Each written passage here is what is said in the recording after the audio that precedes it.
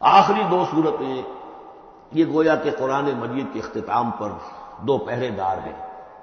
یہ دو صورتیں ہیں کہ جو اصل میں مدنی صورتیں ہیں، نازل ہوئی ہیں مدینہ منورہ میں، اور ان کا زمان نزول کے اعتبار سے شان نزول بھی ہے کہ ان کا حضور پر ایک مرتبہ جادو کیا گیا تھا، تو اس جادو کے اثرات کو ظاہر کرنے کے لیے یہ آیات پھر اتری ہیں، اور حضور نے پھر جب ان کی بار بار تلاوت کی ہے تو وہ جادو کے اثرات، ایک یہودی نے کیا تھا جادو آپ پر، جس سے آپ کو چیزیں بھول جاتے تھے، کافی آپ کو بے حد تکلیف نہیں ہے۔ صحیح بخاری کے اندر یہ روایت موجود ہے۔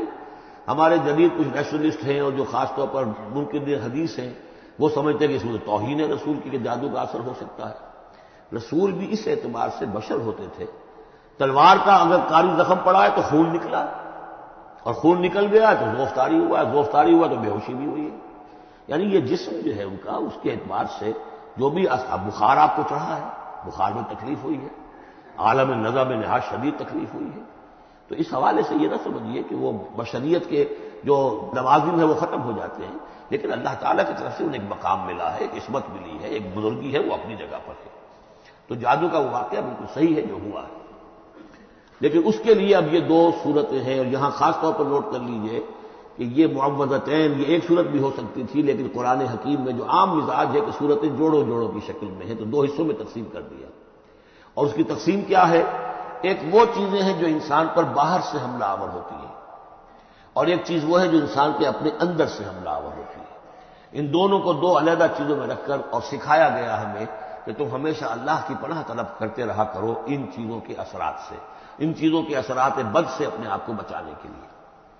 بسم اللہ الرحمن الرحیم، قل اعوذ برب الفلق، کہو کہ میں پناہ میں آ گیا صبح کے رب کی۔ فلق، فلق ویسے تو یہ لفظ ہم پڑھ چکے ہیں سورہ انعام میں، فالق الاصباح، رات کی تاریکی کا پردہ پھٹتا ہے اور سپیدہ سحر نمودار ہوتا ہے، یا گٹھلی فالق الحب والنوائے، تو وہ جو گٹھلی ہوتی ہے وہ بھی پھٹتی ہے تو اس میں سے دو پتیاں نکلتی ہیں تو درخت بنتا ہے۔ اس اعتبار سے فلق سے مراد یہاں صرف صبح نہیں ہے، بلکہ جو اگلی صورت میں آ رہا ما خلق، جو بھی کچھ اس کائنات میں اس نے پیدا کیا ہے در حقیقت وہ عدم کا پردہ چاک کر کے اس کو وجود بخشا ہے۔ عدم سے، عدم محض سے، کریشن ایکس نہیلو، بغیر کسی شے کے کسی شے کو بنانا۔ تو قل اعوذ برب الفلق من شر ما خلق، میں پناہ میں آتا ہوں اس کی تمام مخلوقات کی پناہ سے۔ اب آپ غور کیجئے، مخلوق ظاہر بات ہے خالق کی طرح کامل تو نہیں ہو سکتی، مخلوق کے اندر کوئی نہ کوئی پہلو جو ہے وہ کمی کا، تقصیر کا، نقص کا رہ جائے گا۔ تو گویا کہ ہر مخلوق میں شر کا پوٹینشل ایلیمنٹ موجود ہے۔ یہ دوسری بات ہے کہ اللہ تعالیٰ کسی کو سہارا دے دے، کسی کو تو اپنی طرف سے عصمت عطا کر دے، اپنی طرف سے خصوصی پروٹیکشن عطا کر دے، پوٹینشل خلق جو ہے وہ گویا کہ مستلزم ہے، اس کے ساتھ شر کے اندر کا پہلو موجود ہوگا۔ قل اعوذ برب الفلق من شر ما خلق، یعنی وہ شر جو ہے خود اپنی جگہ پر کوئی علیحدہ مستقل وجود رکھنے والی شے نہیں ہے، بلکہ وہ شر جو ہے خلق کے اندر جو کمی کا پہلو ہے۔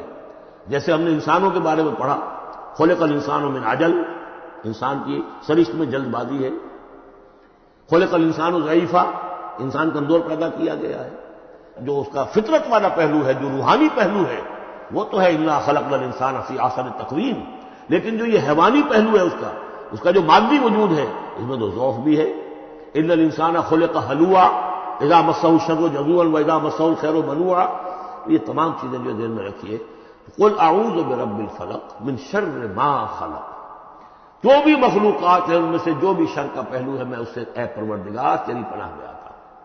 ومن شر غاسق اذا وقب، خاص طور پر یہ رات کو ڈھانپ لینے والی جو ہے رات، اندھیرا، یہ ظاہر بات ہے اسی پھر رات کے پردے میں چوری بھی ہے، ڈاکہ بھی ہے، اسی میں پھر غول بیابانی جو ہے، شیاطین جن ہیں ان کا بھی جو حرکتیں ہوتی ہیں، پھر یہ ساری چیزیں جو ہے اسی کے سلسلے من شر غاسق اذا وقب، سانپ بچھو وغیرہ بھی اسی وقت نکلتے ہیں۔ ومن شر النفاثات فی العقد، اور جو عورتیں گانٹھیں باندھ کر پھونکے مارتی ہیں، یہ جو بھی ٹونے ٹوٹکے ہوتے ہیں اور اس کی وجہ سے لوگوں کو نقصان پہنچایا جاتا ہے، گویا کہ یہ بھی اس کے اندر بھی کوئی حقیقت ہے، یہ سفلی عملیات بھی ہیں، ان کے بھی اثرات ہیں۔ جیسے کہ ہم جانتے ہیں کہ جادو جو ہے حق ہے، برحق ہے، اگرچہ کفر ہے. شراب کی تاثیر ہے لیکن حرام ہے. کچھ نہ کچھ حقیقت ان لکیروں میں بھی ہے، لیکن ہمیں روک دیا گیا کہ ان کے چکر میں مت پڑو. یہ جو منجمی ہے، نجوم کی حرکت، اس میں بھی کچھ نہ کچھ حقیقت ہے لیکن روک دیا گیا. تو کسی چیز کا ہونا بالفعل یہ اور شے ہے، لیکن اس کا جائز ہونا یہ اور شے ہے. تو بالفعل یہ عملیات ہیں جیسے اچھے اعمال ہیں، اور ان کو جو ہے کوئی اچھے اوراد ہیں، اچھے وظائف ہیں، تو ان کے کچھ اثرات جو ہیں اچھے ہو سکتے ہیں. اسی طریقے سے اس قسم کی چیزوں میں جادو کے کلمات ہوتے ہیں، ان کی بھی تاثیر ہے. اور وہ جو عورتیں جو ہے وہ جادو کرتے ہوئے، جس کو ہم کہتے ہیں کہ وہ تعویذ گنڈا وغیرہ جو ہوتا ہے، پھر وہ اس میں پھونکے مارتی ہیں، تو اللہ تعالیٰ سے میں ان کے شر سے بھی پناہ چاہتا ہوں. وَمِن شَرِّ حَاسِدٍ إِذَا حَسَدَ، اور حسد کرنے والے کے شر سے بھی میں اللہ کی پناہ طلب کرتا ہوں، جبکہ وہ حسد اپنا استعمال کرے. اگر حسد ہے دل کے اندر ہے تو بات اور ہے. حسد کو بروئے کار لائے وہ، اور وہ انسان کے درپے ہو جائے اس حسد کی وجہ سے اس سے کوئی نقصان پہنچانے کو. اور اسی کتابیں ہے عین، العین حق، کہ اگر انسان اس حاسدانہ نگاہ سے کسی کو دیکھتا ہے اس کے بھی اثرات ہوتے ہیں، اور اس دیکھنے کے بھی کچھ برے اثرات جو ہیں وہ ظاہر ہو جاتے ہیں.